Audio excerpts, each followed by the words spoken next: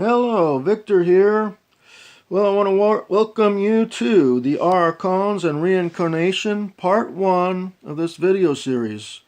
And I think there's going to be 3 parts, so if you are here for the first time, you need to start with the Creation Cycle series. To do that, look under the title of this video, click on Truth Be Known, which is my channel, and go to Videos, find the Creation Cycle series and start with part 1. Otherwise, you might not understand what this is all about because this is the middle of this information. You need to get to the start of it. Okay, I want to recap what I talked about in the last video. Planet Earth is a prison planet for undesirables that came from other planets. If you are here, that means you and I and everyone else.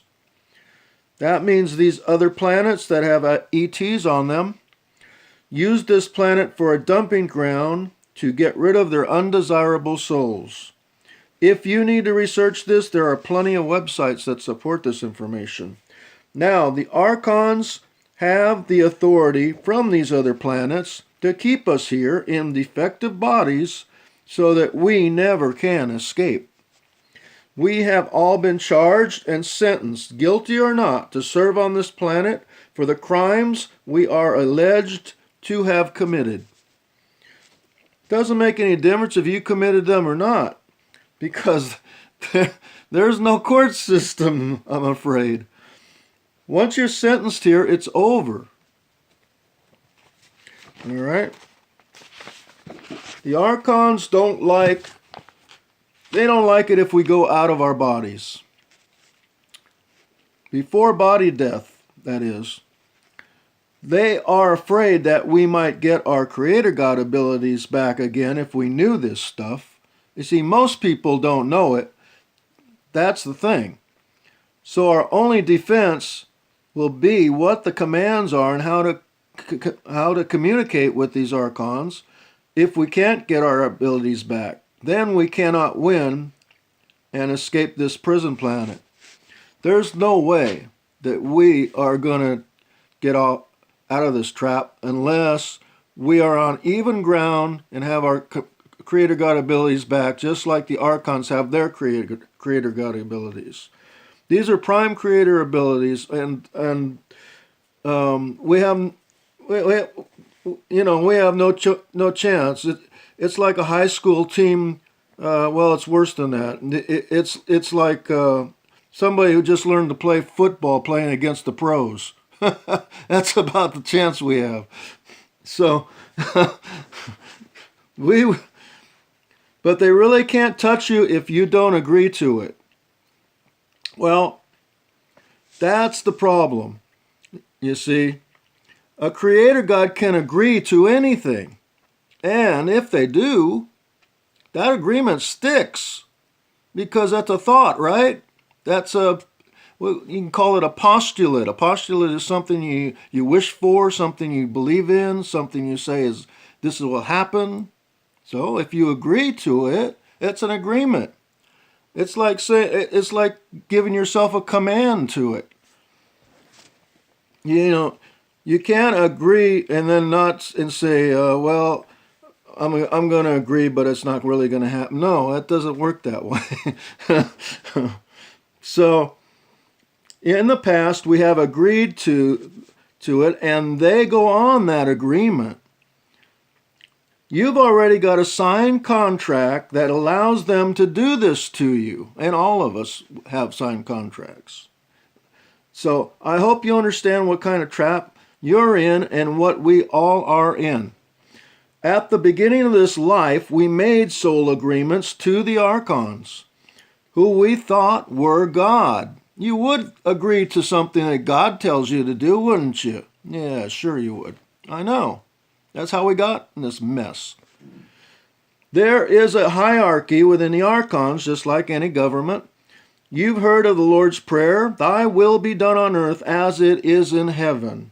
Well, that's a clue right there, that it's all the same. If you don't like what's going on planet Earth, you're going to hate what's going on in our afterlife. Because it's the biggest hoodwink there is. We're all being hoodwinked here on the planet. That's a given. And just when you think you've uncovered a layer of hoodwink, well, there's another layer of hoodwink for you.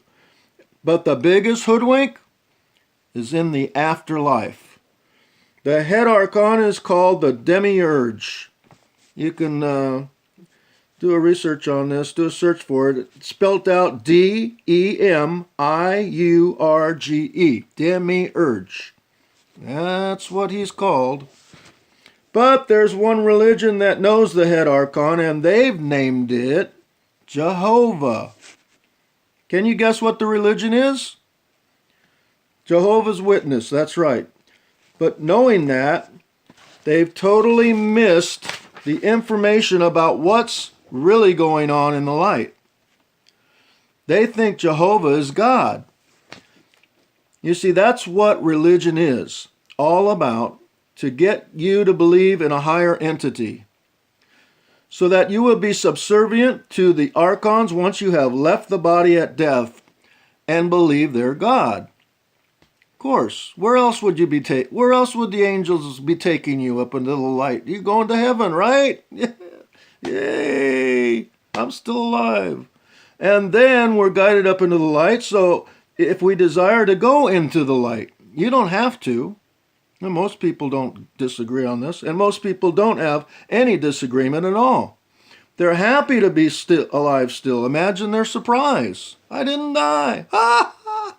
I'm still alive. I'm going to heaven. Yeah. It couldn't be a bigger hoodwink if they tried. The main soul agreement we made with these archons is to take care of and protect our bodies. They expect you to take care of it as if it were the most precious thing you've ever owned. You've agreed to stay in the body until body death occurs. Well, I can guarantee you probably had thousands of bodies in this creation cycle. That doesn't mean that you don't take responsibility and care for your body, though. And another agreement is to be a good person, follow the golden rule. They want you to follow the golden rule. But they're not going to. They border right on the edge of it. They get you to agree without explaining what the heck's going on. They didn't tell us that these bodies had 2 strands of DNA when they incarnated us. They gave us some kind of speech like I would give you if I was going to trick you into this. I tell you, look, you know, you've been a bad boy over there or whatever. Here, you got your own planet. You're going to have you got a body, and you can go wherever you want, you know. And you see, they don't tell you what kind of body it is. You just think that it's the same kind of bodies that are on all these other planets with 12 strands of DNA. So you agree to be incarnated into one, and that's it. You're done. You're trapped. And here we are. Got it? Then we pass on. When we pass on, we're back with these archons, and they will judge you on these agreements. This is called life review. Oh boy. And if you've done anything to breach your contract, well, you just got to go back and serve another lifetime. Sorry. You know, it's funny. They give you these agreements. Then they wipe your memory, send you back to Earth, and expect you to remember them. Oh my God. You couldn't be more hoodwinked, right? I mean, and then they're going to get you for a breach of contract. You couldn't remember what the heck you were. They don't care about that. You breached your contract somehow, and now you got to serve another lifetime. You get the idea here? These archons have been our controllers of this planet for over 3,000 years. They are interdimensional ETs, and all ETs are, of course, creator gods. They have free will across all timelines and dimensions. They can do whatever they want. They are creator gods, and from what we've been told, they do not incarnate.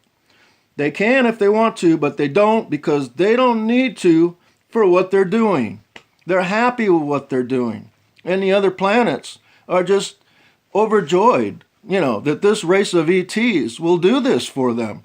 And and take any undesirable soul that they want to throw over here. These Archons rule and control this planet from the higher dimensions. They have an Archon police force out beyond the moon to catch you if you go out of body. If you have a body, they will ship you back to it. If you don't have a body and you try to go out beyond the moon, they will ship you into the light. So don't try to go running off until you have your Creator God abilities back again. Because like I say, you're not on even ground. They control you. The Archons feed off our body energy.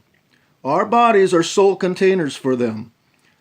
See, this is how they get their food. They have to eat something, right? And they have to get energy somehow. They get it from us. When we exercise, we have sex, whatever. When we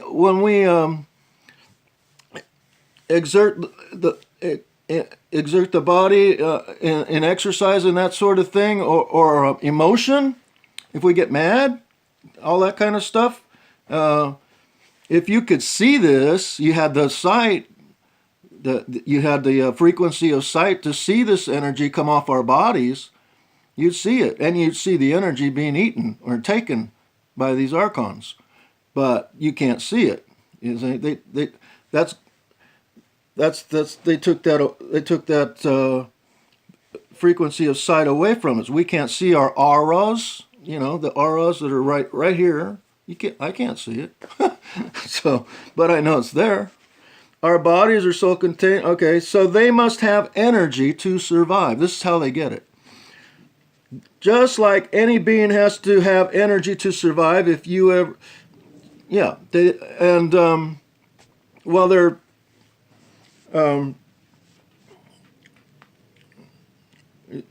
basically, what we've got is an ET race that feeds off of our energy. And they're called Archons. If you've ever had the flu and wondered where that loss of energy was coming from, now you know. Okay, they had a meal. They do this when you're sleeping.